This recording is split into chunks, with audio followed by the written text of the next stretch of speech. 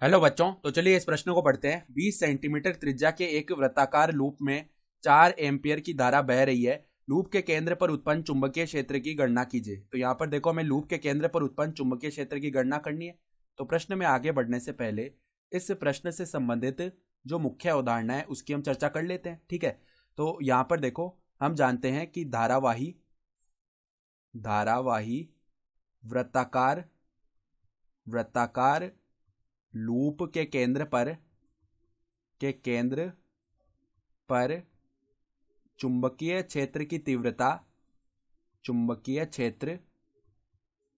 तीव्रता उसका अगर हम सूत्र लिखें तो देखो, बी केंद्र का मान यहां पर अगर हम लिखना चाहें तो क्या आता है, म्यू नॉट एन आई बट्टा में 2 आर।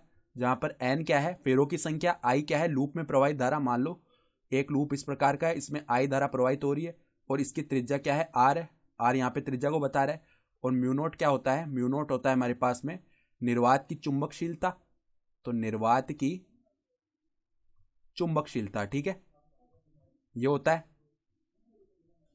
और यहाँ पर इस चुंबकीय क्षेत्र की अगर हम दिशा देखेंगे तो दिशा देखने के लिए हम क्या करते हैं, हमारे जो दाहिने हाथ की अंगुलियों को है वो हम धारा की दिशा में मोड़ते हैं। तो अंगूठा जिस तरफ आएगा उस तरफ ही हमारे चुंबकीय क्षेत्र की दिशा होगी। तो इस स्थिति में देखो, जो चुंबकीय क्षेत्र है वो कागज के तल के लंबवत अंदर की ओर आएगा, तो उसके लिए हमने क्रॉस लगा दिया। सही है।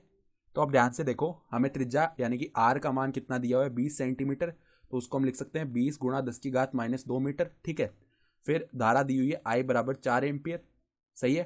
तो अगर हम केंद्र पर चुंबकीय क्षेत्र की तीव्रता लिखेंगे तो वो देखो किस प्रकार की आ जाएगी। तो यहाँ पे देखो, म्यू नोट का मान 4 पाई गुणा 10⁻⁷ होता है। ठीक है।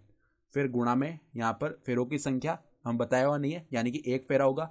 आई यानी कि धारा कितनी है, 4, बट्टा में क्या आएगा, 2 गुणा में आर यानी कि जो त्रिज्या है वो है 20 गुणा में 10⁻²। सही है।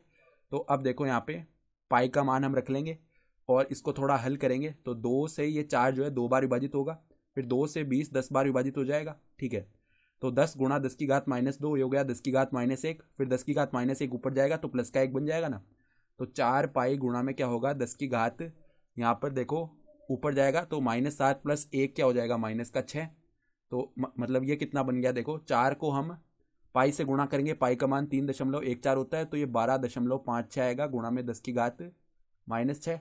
यानी कि इसका मान हम कैसे लिख सकते हैं, 1.256 गुणा 10 की घात -5 टेस्ला। ये आ जाएगी चुंबकीय क्षेत्र की तीव्रता। और यही हमारा उत्तर हो गया। तो आशा करता हूँ कि आपको ये प्रश्न समझ में आया होगा। धन्यवाद।